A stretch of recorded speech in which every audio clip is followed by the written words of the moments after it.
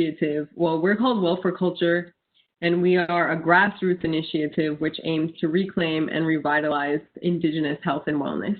We've been operating for about 5 years, maybe 7 years, depending on when you really consider our launch date. But in any case, we do a lot of consulting work. We travel around Native country, and over the years, we have come to learn and share quite a bit about Indigenous health and wellness from a holistic ancestral health perspective.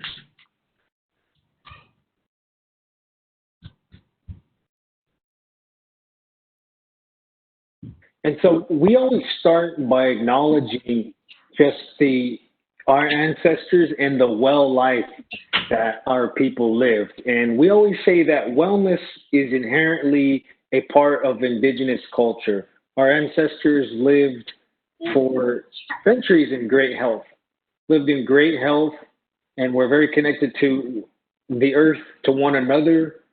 They lived a life that was inherently a well way of life. And so we always start in acknowledging to show, just pay homage and pay respect to our ancestors that walked before us, that have given us a lot of the teachings that many of us still live by today in regards to living a good life, a well life. And we just love these photos because what they do is they just really show just how well our people were, and just how athletic our people were, and how hardworking many of our people were, working hard into old age. And so they had something down, they had something right, and that's what we continue to bring forward today as we live, is bring forward the teachings, bring forward the practices in combination with everything that we're learning today from Western medicine and so forth, and putting that together and making a very holistic approach that has a positive impact on our health and well-being. Go ahead, Chelsea. Yes.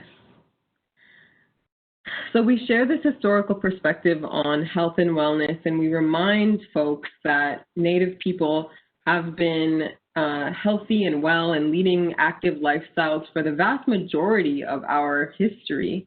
And really, our health disparities are a product of colonialism, and we say that with an optimistic perspective, in that it's really, in the grand scheme of things, a short period of time that we have been largely suffering from health disparities, and we can, without necessarily going back in history and living exactly as our ancestors did, we can evolve just as our people have always done and carry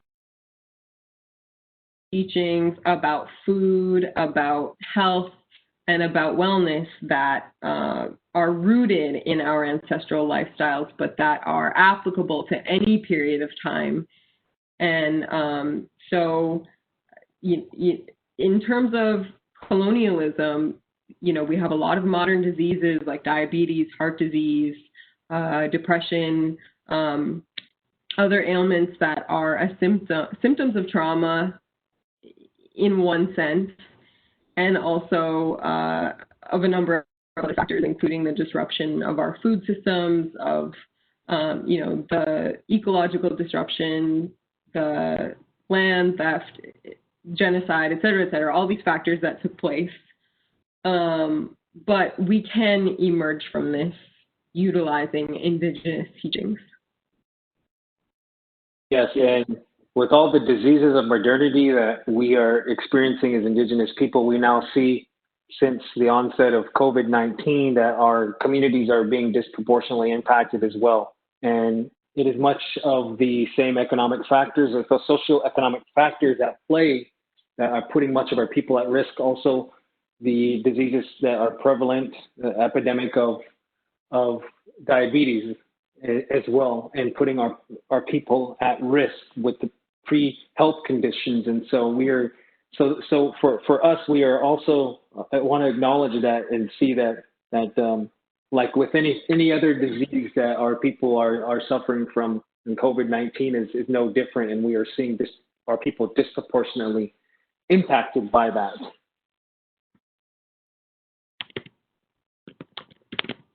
And so our And our wellness initiative is based on three very central teachings. These are circles that are the foundation of our entire wellness initiative. And we've already mentioned this, is that indigenous culture is wellness.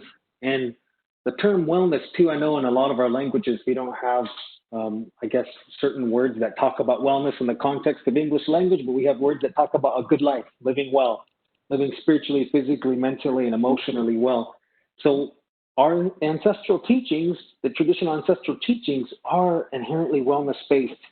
And it is our stance that if our communities were to take these and put these within their current healthcare systems, to seamlessly put these into the healthcare systems, we can make something that's much more holistic and something that's much more effective in a positive way in terms of our health and our wellness.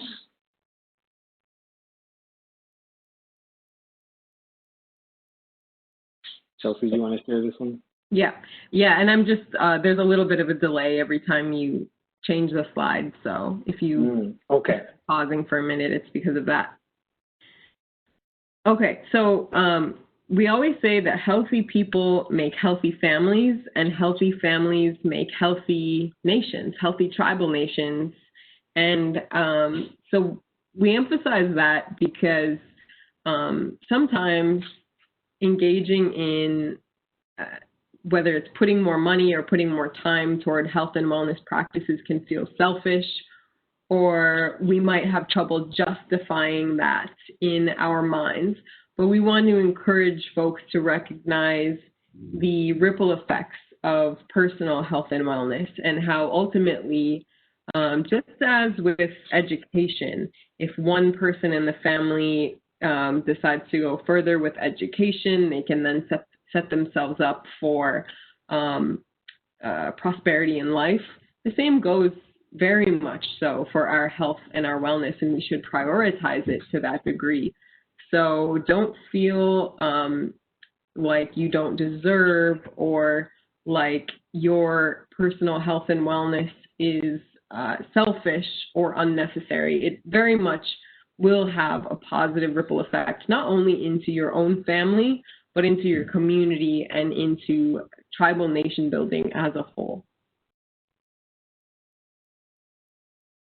And the third and final teaching in this is this idea that good health and cultural teachings are both interdependent. And we talk a lot about, in indigenous cultures in our communities, we talk a lot about cultural preservation. We talk about preserving our languages. We talk about preserving our ceremonies, our food systems, that all these things contribute to our good health. They contribute to our self-actualization, our sense of belonging, our sense of purpose. And in order for us to pass these teachings down, we need to be in good spiritual, physical, mental, and emotional health. As we know that today with the diseases of modernity, that many of our people have our life expectancy is much lower than the way it used to be. Or we have a lower life expectancy than our non-native counterparts. And so it is our thought that we must take care of our physical, spiritual, mental, emotional health to pass on these vital teachings, vital knowledge and information that have been passed down for generations. So this is something that's very important to us and very important for myself personally, as I've experienced people who have knowledge, who have information about living a good life there, and about our cultural teachings, whose life was cut short because of disease. And so this is something that is very central to our work. It's a very important thing for our work, and it's one of the main reasons why we're doing this wellness work here within Native country. And so we want to share our wellness model. Chelsea and I put this together, and just by what we know from our own wellness experience, what we know from being raised in our communities, raised in ceremony, and learning about our ancestral foods in the recent years, and traveling around Native country, again, traveling Native country and finding all the similarities and the strengths that come from ancestral knowledge, talking to elders in other places, knowledge bearers, and looking at things. And we thought, what are areas that allowed our ancestors to live a good life? And it was a relationship to food. It was healthy and well sleep, healthy circadian rhythms. It was movement, physical movement. It was ceremony that brought peacefulness. The people saw their homes as something sacred, and they maintained their connection to the earth in everything they did. That was an inherent component of their ancestral culture, of our ancestral culture. And of course, they had a reverence for kinship, for a network, a community, belonging. And there's these 7 areas here that really played a role in how well the people lived and for a long, long time. And as you see here in the center, that in the model there, it's spiritual, physical, mental, and emotional. So all of these different activities here, they all positively impact our total well-being. Also associated with this model here is teachings that a lot of our people live by in Turtle Island, which is the teachings of having respect for all living things, maintaining gratitude in everything we do, giving thanks for what we have, and treating others the way we want to be treated, and so forth. So it's all that's connected. We believe that we should be looking at these things without a compartmentalized lens, looking at this as something that's integrated, something that influences one another. Go ahead, Charles. Mm-hmm. Yeah, so just to emphasize, please note as we go through these that these are all interconnected, and you'll find that that's why we chose to organize this model in circles as opposed to pillars or a list or other formats that you'll often see wellness models organized as. The interconnectedness of our mental, spiritual, physical, and emotional selves is very much an ancestral teaching that we honor through our modern health and wellness practice. And this is very much an intertribal understanding as well. I think Indigenous thinkers and leaders were always very good at not compartmentalizing and, in fact, recognizing where things very much do overlap. So you'll notice as we go that some of these, for example, connection to earth and movement and food are all very much intertwined, and really all of them overlap with one another in some way or another. So observe that as we go. Yes, and we also stand by this model during time of COVID, where people are still quarantined in a lot of places. And this is what we heard a lot. We heard a lot from the CDC, World Health Organization. They said that in order to really strengthen our immune system, we need good sleep, right? We need to have healthy, adequate sleep. We need to be in a stress-free state, which is what ceremony is for us. And we need to be well-nourished, and we need to get some exercise. And we're not saying that we have the ultimate model here, the end-all be-all model, but we're saying that this happens to those things that were recommended happen to be a part of this wellness model here. And so we really stand by this during this time. And one of our podcast episodes was talking about how to implement the 7 circles of wellness during the time of quarantine, during the time of the pandemic, when we are trying to respect each other's space and to really flatten the curve with the spread of this virus. And so go ahead and consider that too as we go through the 7 circles of wellness. Think about how does this pertain to you? Maybe you're already practicing some of these things. Maybe we share another perspective here that may be helpful. And we're going to go through each circle. We're going to start with food. And at the end of each circle, we're just going to have a little discussion. We'll look at the chat box and see if anyone has any contributions they'd like to make, if anyone has any questions that they'd like to make as well. So we'll go ahead and move forward with food. Food is one of the most powerful determinants of our health, right? And that's what we've been hearing and we've been learning as of recently, especially in the mainstream dietitian world. But for our ancestors and a lot of our cultural leaders, our traditional healers always talked about the importance of food in your total well-being.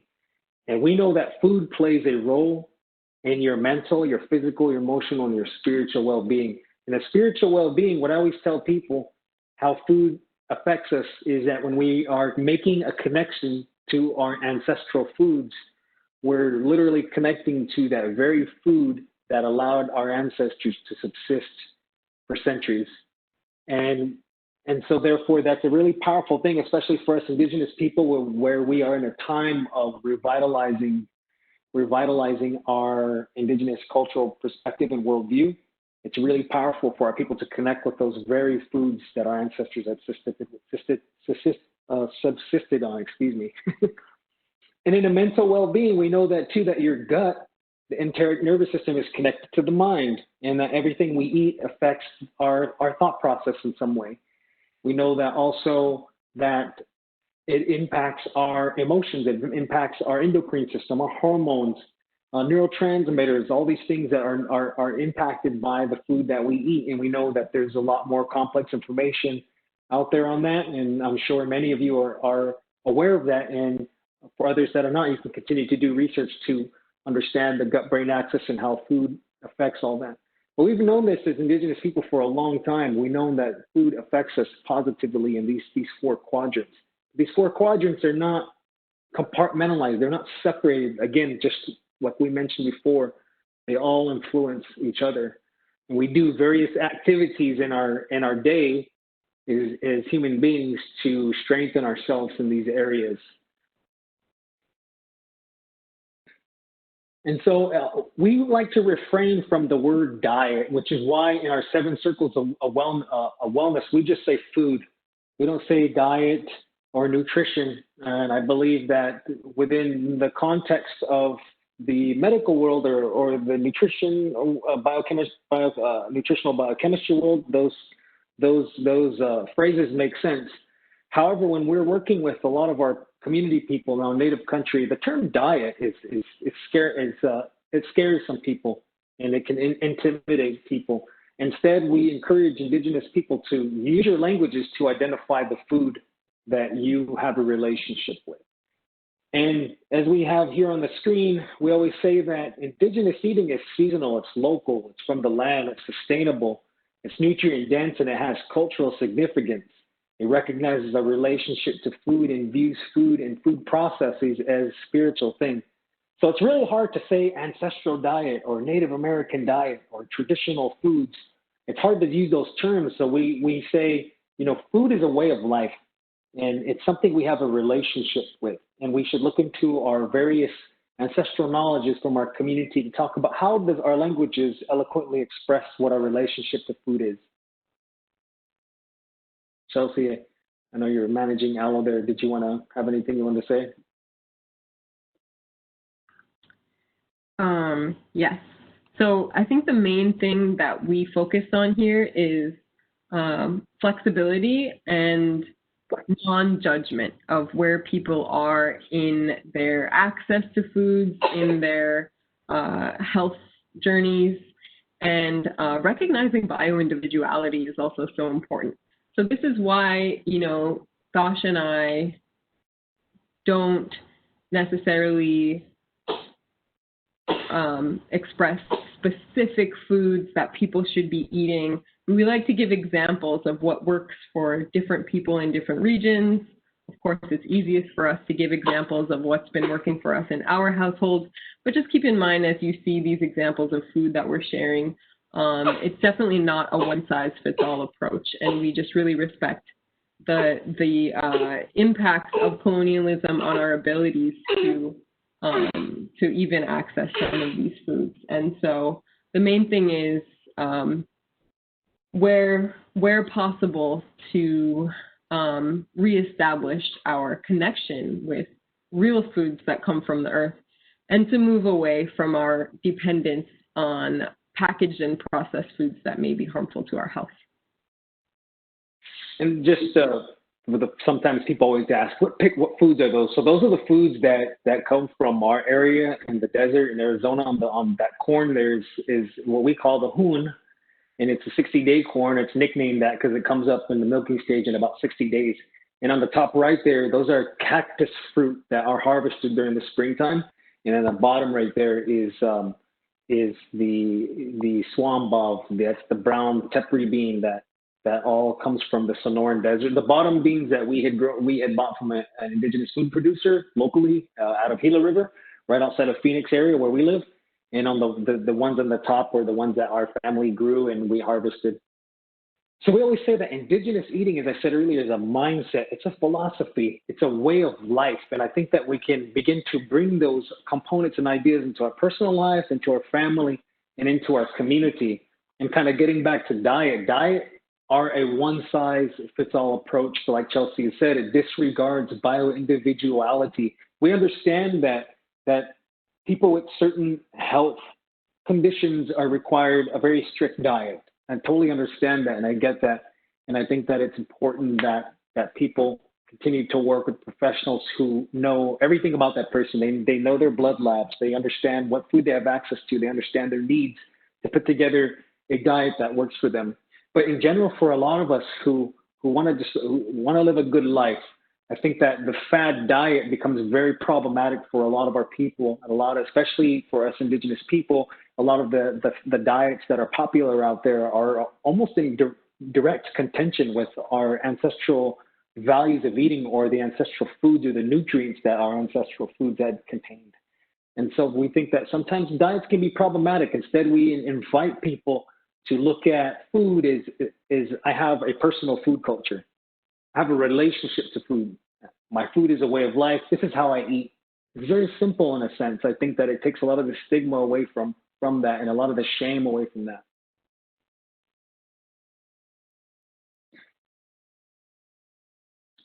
Chelsea, do you want to introduce this one, or should I take it? Yeah. Yes. So this is my favorite piece of content in our food section, and it's a little chart here that's just going to help you visualize how to take action in restoring your relationship to food.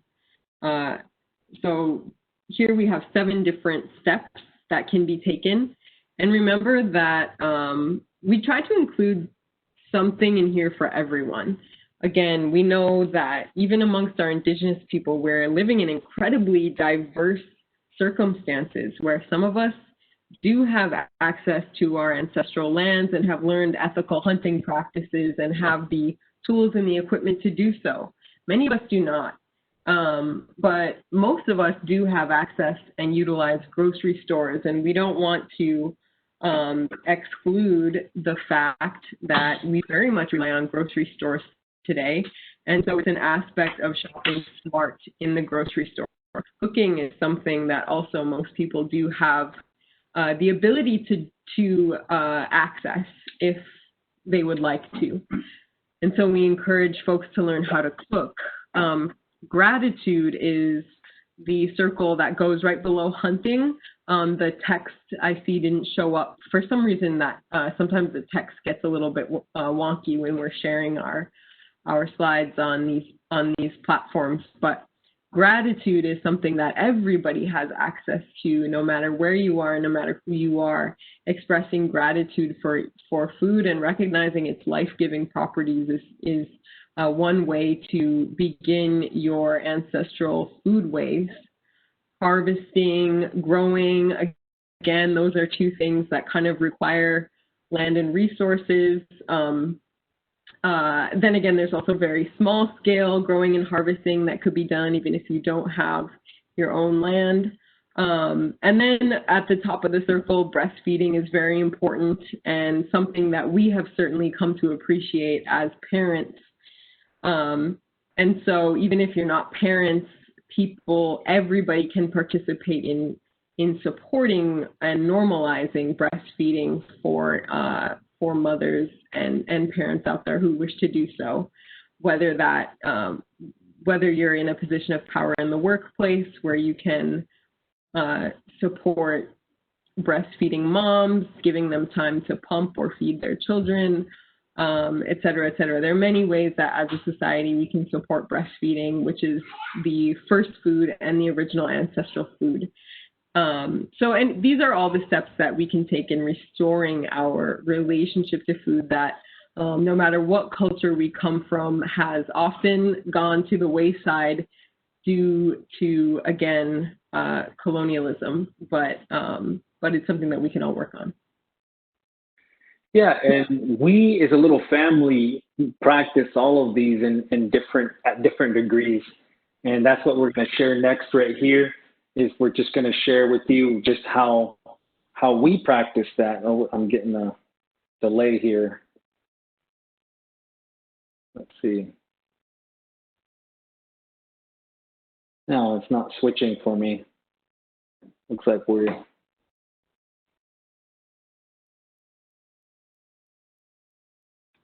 Okay, yeah, so here we go. It's letting me do that. So we just want to share ways that we could hybridize our food culture by everything that we just talked about, harvesting a little bit from the land. Even if you live in an urban area, I've seen people go out and harvest. People go out and harvest from public land. And so I want to share, we're going to share just a little bit of how we do that here in our home. And it's going to be different wherever you're at regionally. It's different, but this is just what we do here. So again, these are the cactus buds, the buckthorn cactus buds on the right here. I don't know if you can see that. Chelsea, can you see that red dot there moving around? Right here at the pointer. No, you can't see. I can't. Okay. No. So we have some cactus buds here. We have a little bit of that we've harvested ourselves. We have some wheat berries there from a local indigenous food producer. We have some jicama from the store and some spinach and some microgreen, all from the grocery store. So it's like a mix there. That's one way we like to make our hanam salad.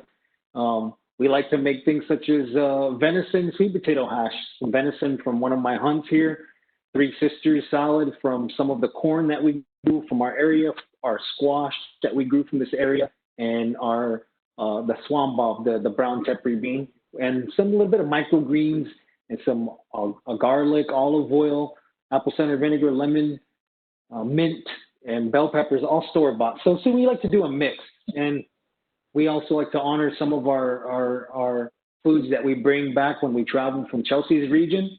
Wild rice, it's actually an aquatic grass. It's a really good form of complex carbohydrates and fiber and monomen. And so we like to do that. We make things such as elk meatballs with it.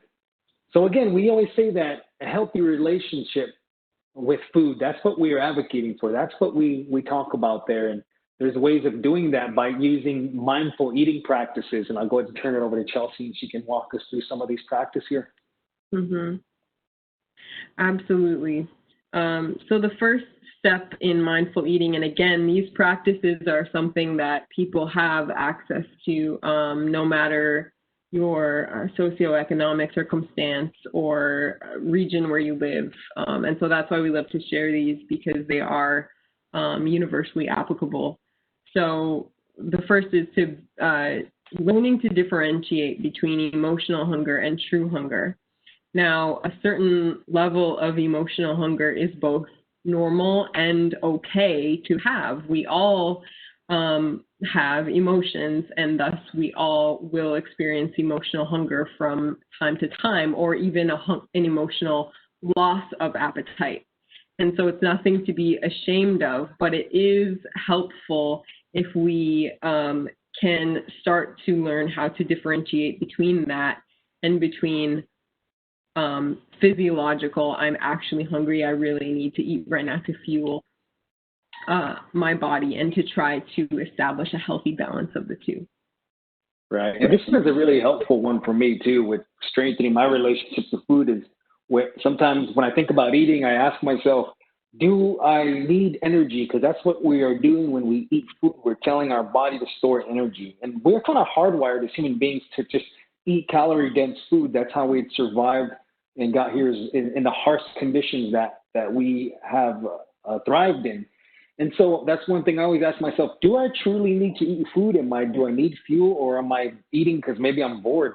Maybe I'm emotional. Maybe I should do something else for my emotions here. So maybe I don't overeat, or I don't choose something that is not going to be good for my health in the long run. And I'll give you an example of a daily,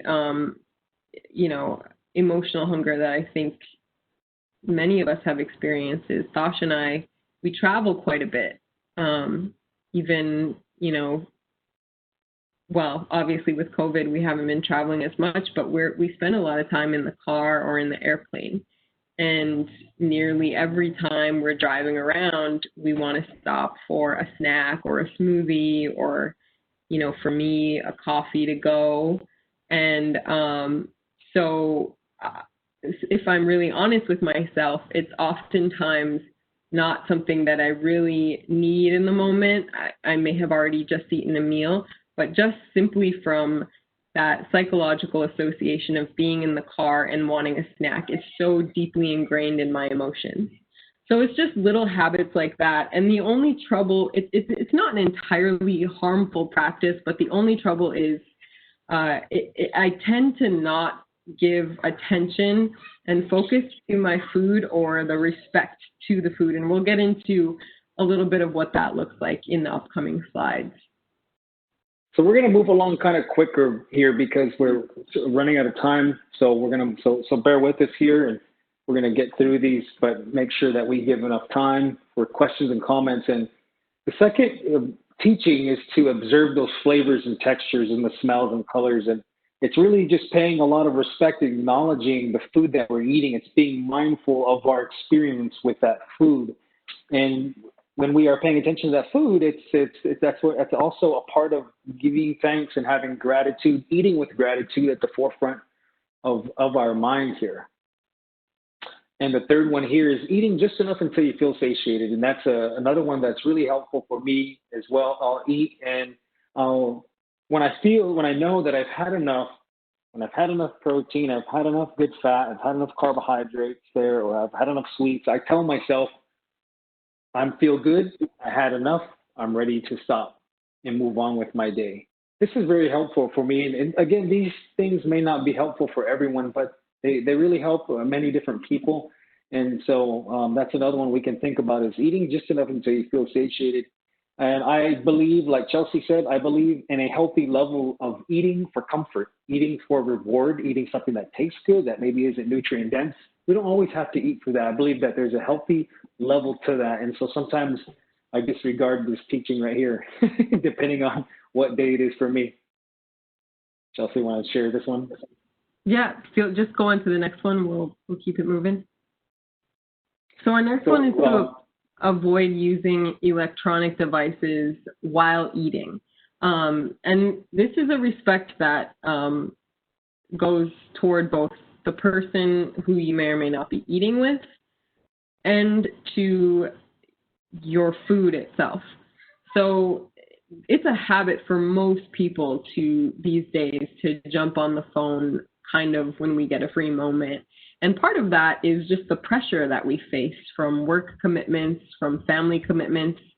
It seems like we always have somebody who absolutely needs to get a hold of us, or it's an addiction to social media and we feel the need to check up on what's going on in the rest of the world with the 24-hour news cycle.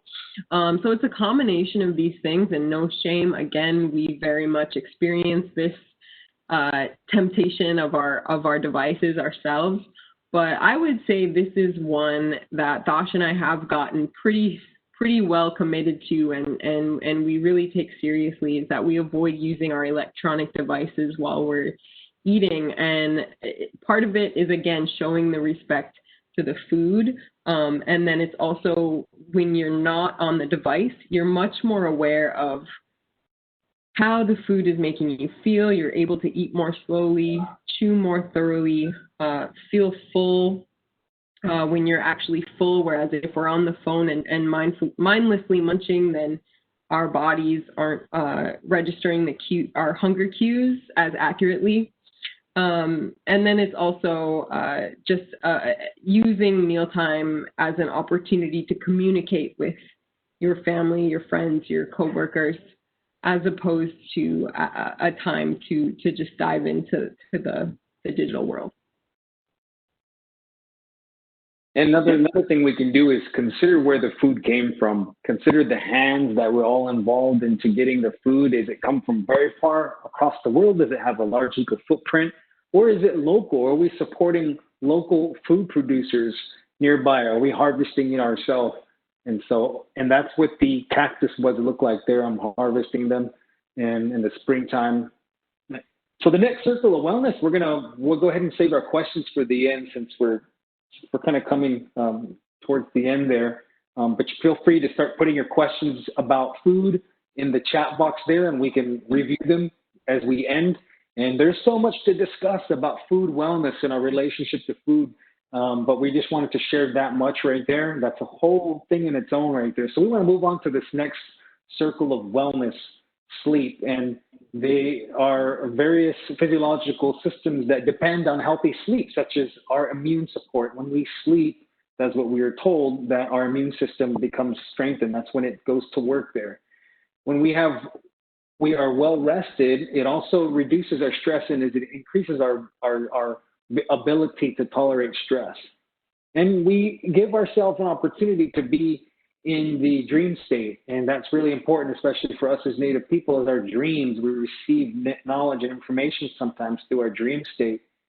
Also, when we are learning new information, that memory consolidates in our nerve cells as we sleep. And if we are exercising our body, we're strengthening our body for functional movement, or we are trying to reduce adipose tissue unwanted for health purposes, muscle building and fat burning are when that happens as we sleep here. So sleep is something that our ancestors always viewed as something that was sacred. And they always, in a lot of places, you hear stories of waking and sleeping with the sun cycles. And I hear that a lot. Growing up in my community, ancestral knowledge teaches us about that. When the sun went down, so did the people did. When the sun came up, the people would rise and give thanks, and they'd start the day. And I think that people understood that sleep was so vital for their health. And they understood that it affected them spiritually, physically, mentally, and emotionally. And so we're going to go through some of these right here. We kind of covered those already. And so really quickly, since the advent of technology, we know that blue light exposure is now an issue. And what they are telling us, some studies are suggesting that blue light from electronic devices, they inhibit the secretion of melatonin, the hormone that prepares us for sleep. And so there are lots of studies on this, and I will have some sources I could add a little bit later on in the follow-up email. But this is something that's really important for us to think about today, especially since most of us have to sit in front of the computer or we have electronic devices going on. And the way we can protect ourselves is do things such as dim the red lights in the evening times. Most of our screens come with a warm tone, like on the iOS device or Android. The MacBook, you can change the tone of the screen, and you can do that as the night goes on. You can consider wearing blue light blocking glasses. I have those. I love them, and I wear them from time to time. And I believe they work as well. So just really quickly, too, some good healthy sleep patterns. We can do things such as meditation, and many of you are probably already doing meditation. It's a great way to reduce stress. And a lot of times when people lay down, their mind runs and there's a lot of mind chatter, and that is usually a symptom of stress. And so things like meditation can help. Breathing exercises like we did at the top of this training could also help as well. You can do things like deprive your senses. This is one that's really helpful for me. I like to close up the windows. I like to unplug devices.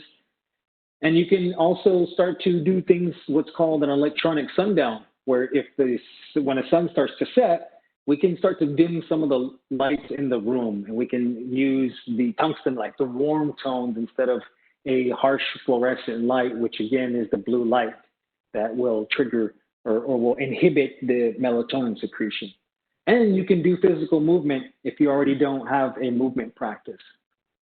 Chelsea, do you want to go ahead and take on movement here?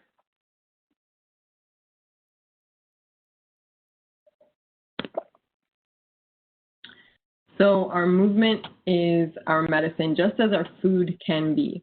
And I think that this is one that particularly gets associated with exclusively with our physical well-being.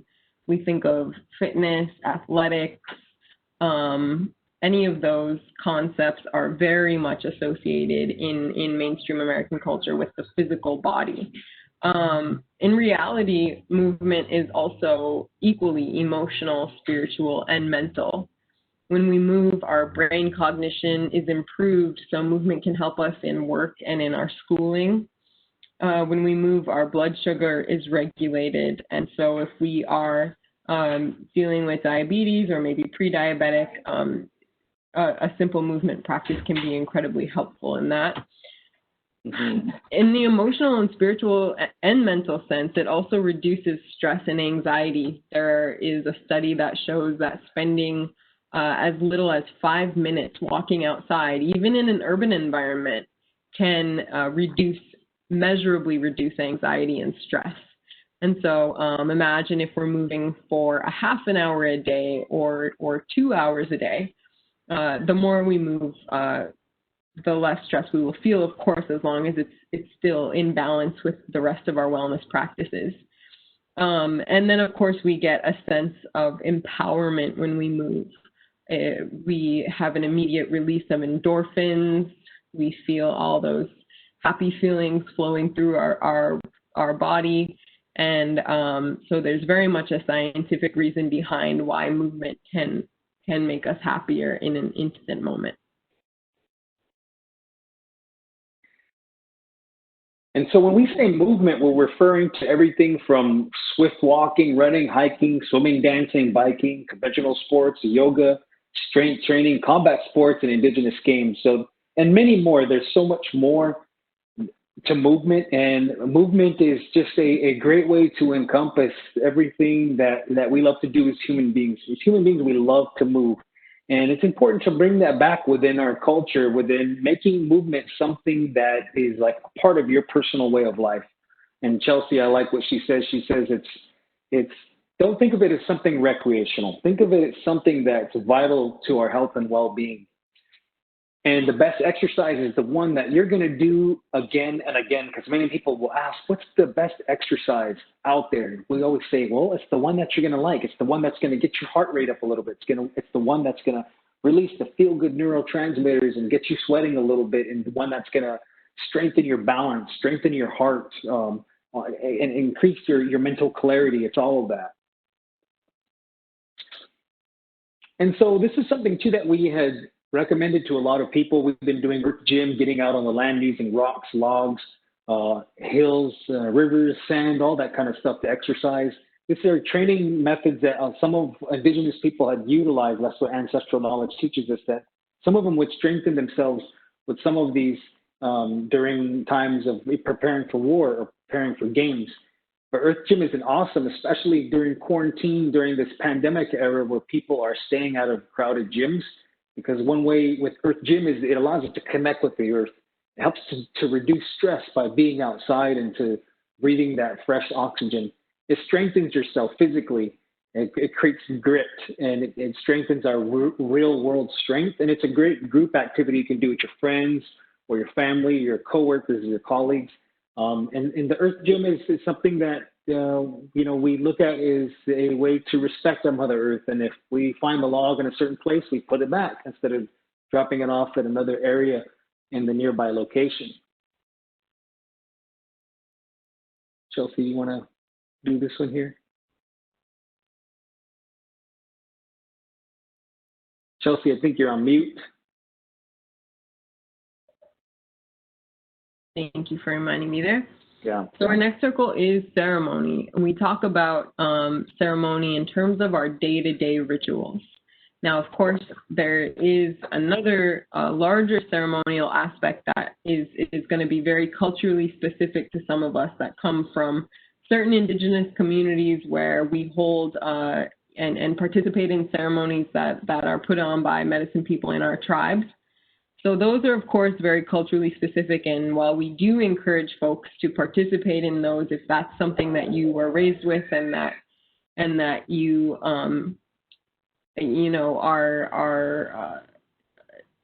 know how to appropriately engage with, that's what we encourage. But in terms of our daily wellness practices, there are these modes of ceremony that are more personal, that can be done in the home, and that require no budget and no materials. You just simply need yourself and your thoughts.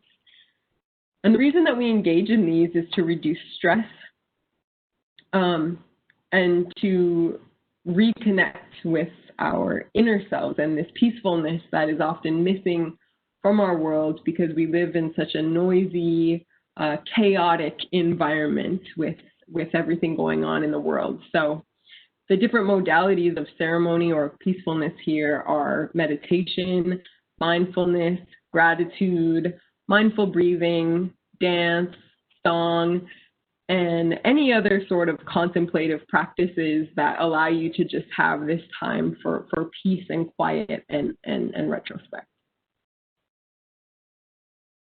Sacred space is one of the other circles of wellness here. And when we talk about sacred space, we're talking about spaces in your home where you lay and sleep at night, where you work, where you go to school, and even space that we have out in our communities on the land where you go and maybe to meditate, where your people have ceremony.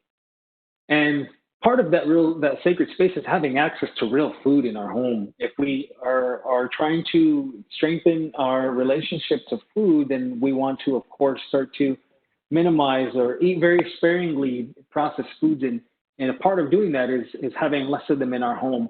And so this is what we like to do as well, like to keep accessibility to a lot of our real foods in the home. And if we want a treat, we'll go out and we'll get it for sure. But we like to keep the home clean and clutter-free because we know that it reflects your mind and your clarity. We like to also minimize the amount of electronic devices, and we don't have a TV. We just use our laptops and a desktop to watch things here. In our home, we're free of substances and alcohol, as we know that these have devastated our community. So we've chose to have a life free of that. And we've also, from the knowledge of our traditional practitioners, is that these also bring harm to us in other ways other than our physical. And so lots of natural light. A home that promotes natural light is the natural light is healing. And that is something also, too, that is vital in a lot of our pre-colonial indigenous cultures, letting light come into our home, and it brings lots of peace to us. I think in terms of science, you can look at that as, increasing your exposure to vitamin D.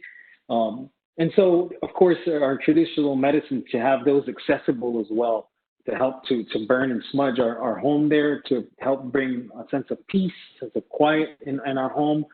And these are things that we view as a sacred space. So this can be done as well, too, in the workplace, in the office, and just looking at your space and treating it as something sacred, because it's understanding that where you're living and where you're spending your time also plays a role in your total wellness.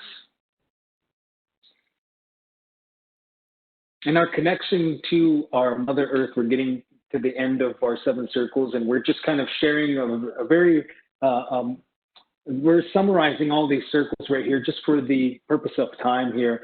And the first concept to think about, the first teaching when understanding a connection to Mother Earth, is understanding that the Mother Earth is our provider, and looking at Mother Earth as an entity, and looking at her as a relationship that we have with, say, a provider, and that she provides spiritual, mental, physical, and emotional well-being through everything.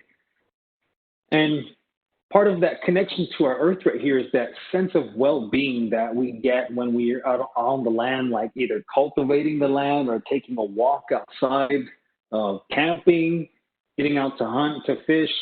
Brings a sense of well-being out there, and getting away from the hustle and bustle of the city, the loudness of the city, or getting away from having the electronic devices that sort of dictate, how our day is going to go.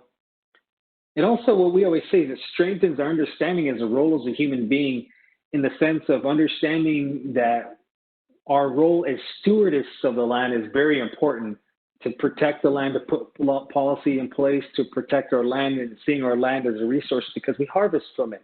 We want to maybe start to harvest from the land there. And that's a part of understanding our role as a human being. And as we know in our world, that many cultures, and many people have lost that way. And so as Indigenous people, that's something that we can share with all cultures. And it's about being in tune with our seasons, and being less reliant upon the Gregorian calendar, and being in tune with what things are happening in the natural world, and having that sort of play a role in when we go out to plant the seed, to harvest, to go out to hunt or to forage things, or to just be outside to enjoy the full moon, or be outside to enjoy the sun at a certain access. Chelsea, do you have anything you want to add to connection to Earth here? Yeah.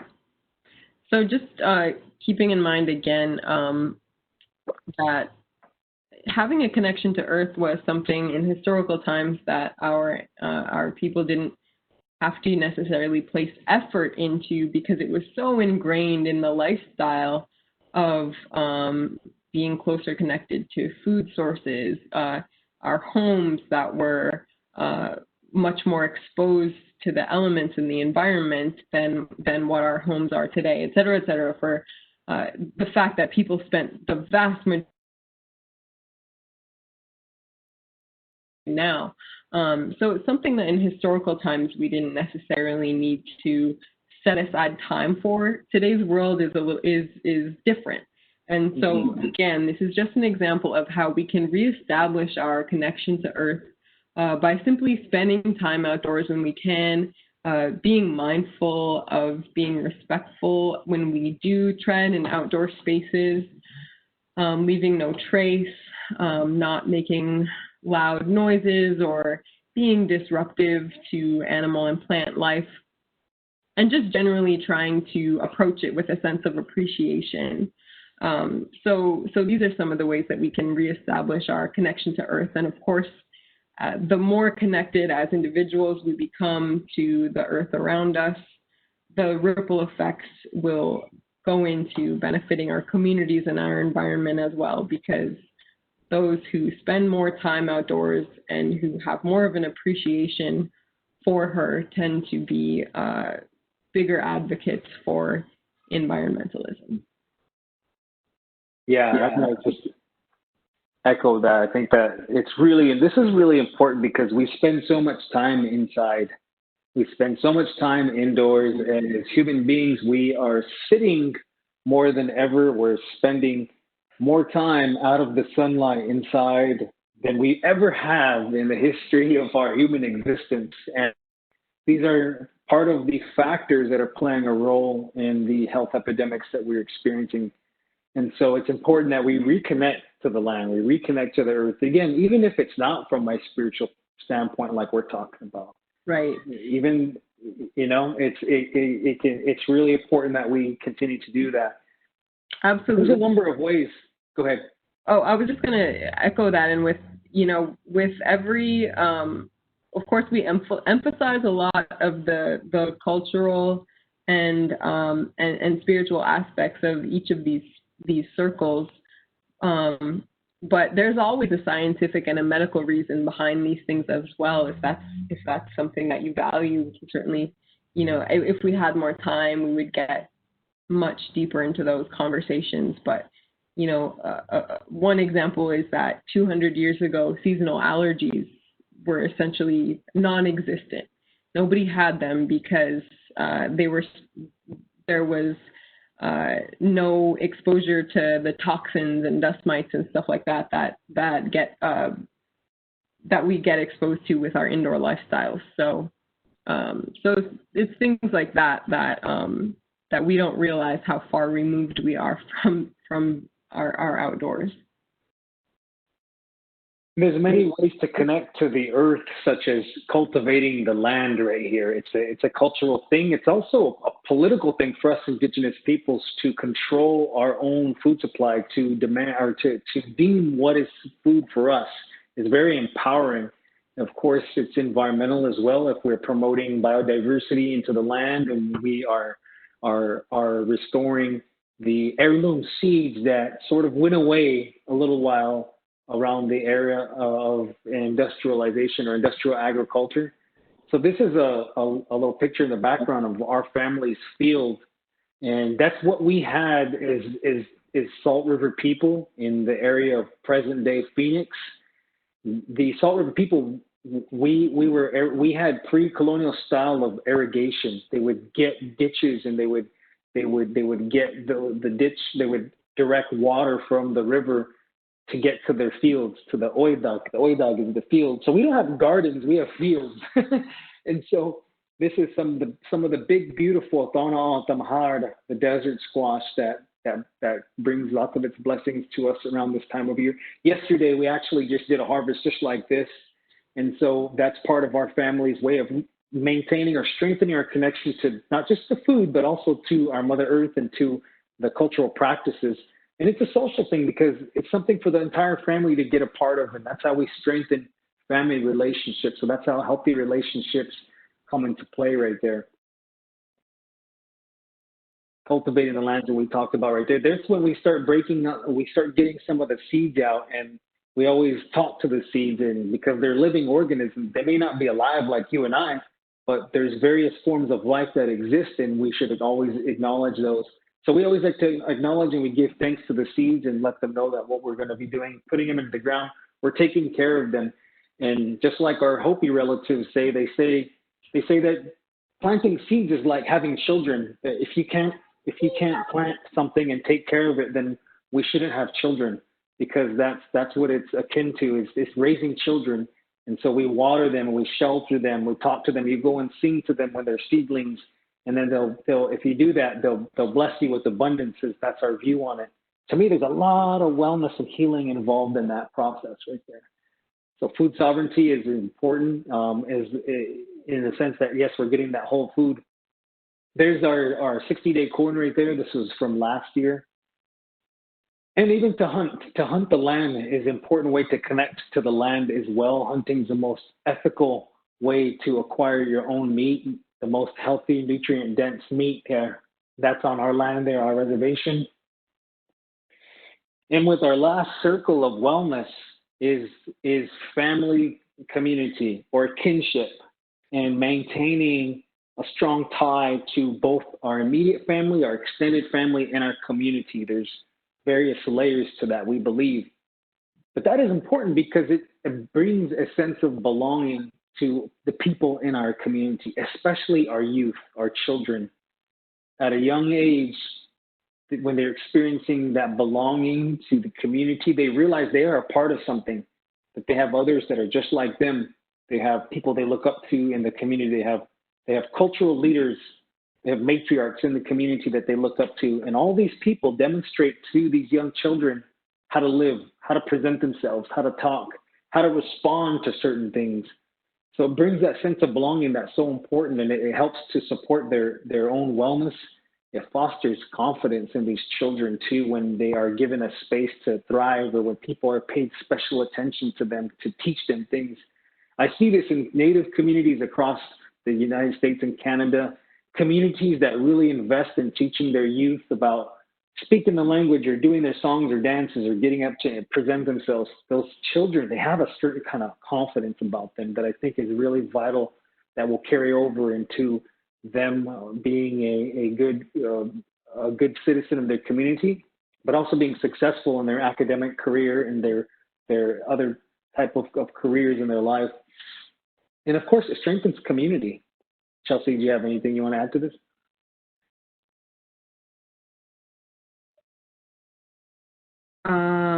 Nope. I think I'm ready to go on to the wrap-up section. Yeah.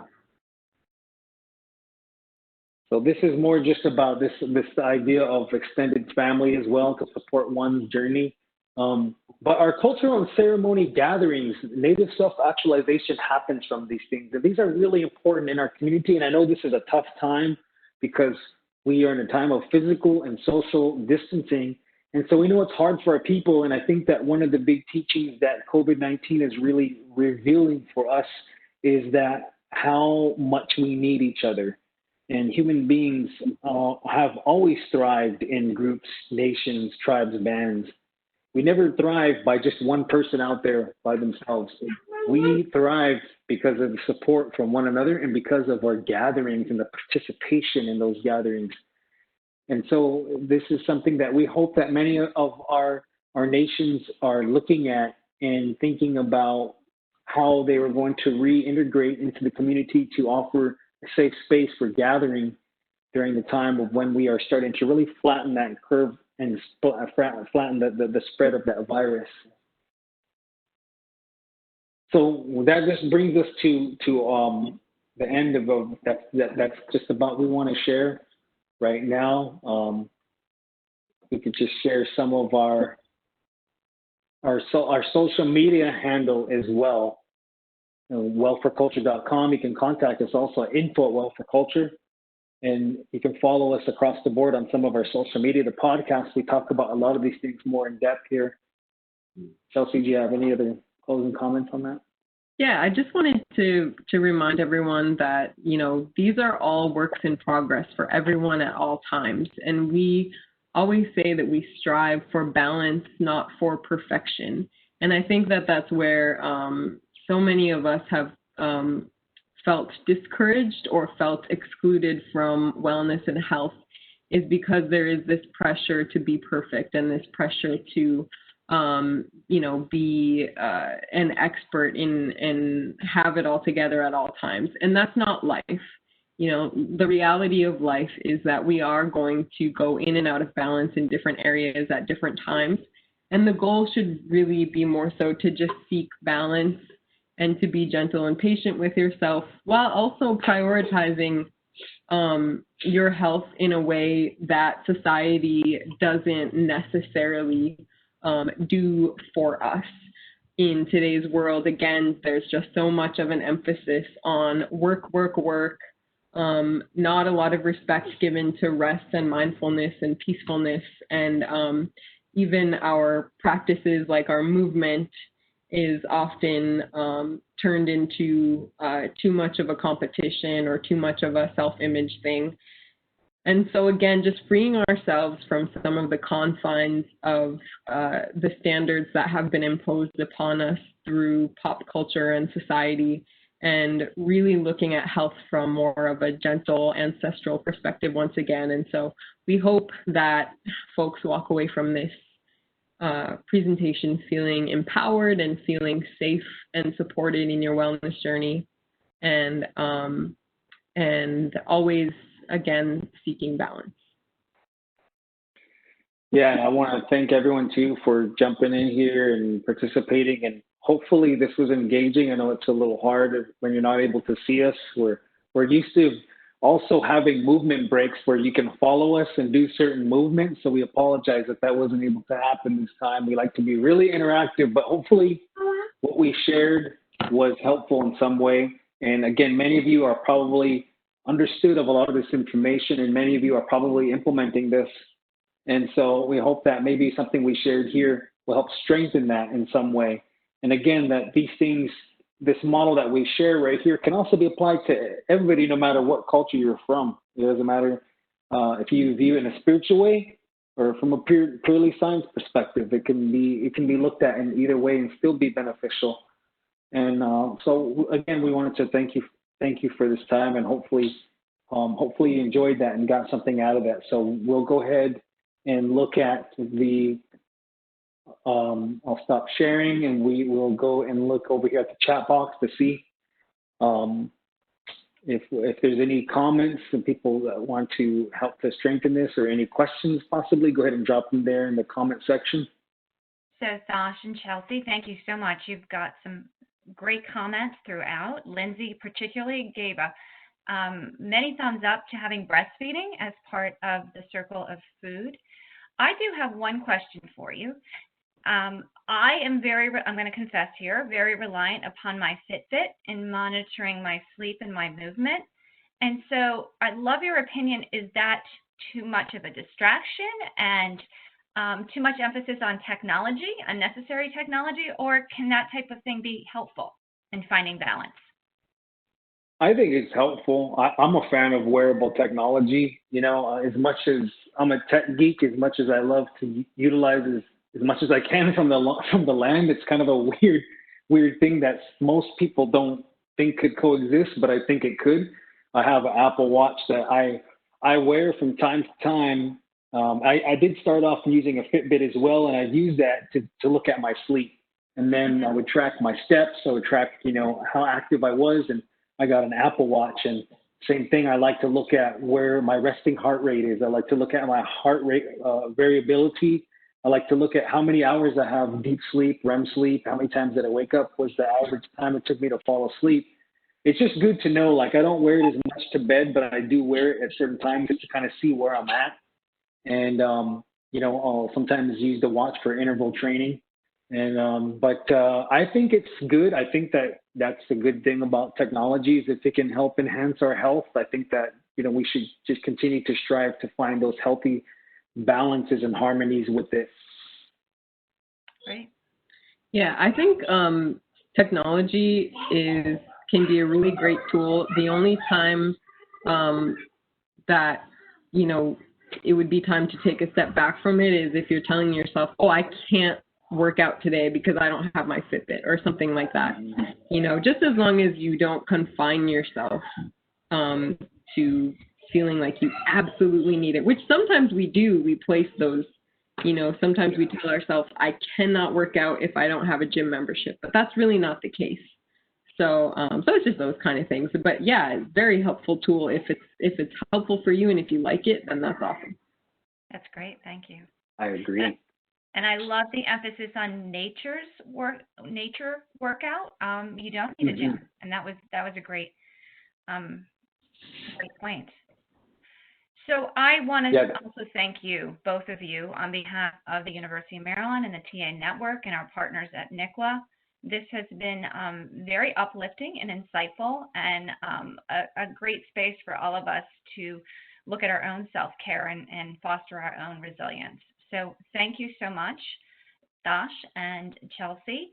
And thank you all of you who participated today. We will follow up with an email with the recording for today's presentation. We apologize for the technology difficulties. We will be sending a recording that will have all of the audio and hopefully most of the video. And and thank you for helping us discover the unexpected updates that came along with this Cisco version of WebEx. So thanks again, and please take care of yourselves, everyone, while you take care of your communities.